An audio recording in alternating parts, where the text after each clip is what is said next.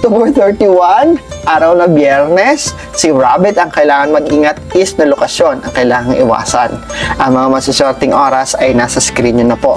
Sa huling araw ng Oktubre, ang mga sumusunod ay mga masuswerte.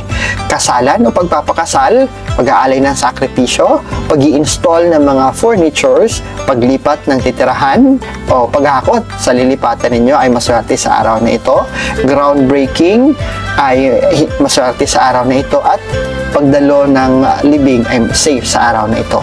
Iwasan ang grand opening. Pagta-travel, pagtatanim ng mga halaman, iwasan sa araw na ito. Pagbili ng bahay at lupa o farmland, pagpaparehistro ng mga property, hindi maswerte sa araw na ito. Taking legal action, hindi maswerte sa araw na ito.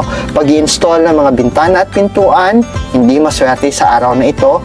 Pagbubungkal ng lupa para sa source of water, hindi rin maswerte sa araw na ito.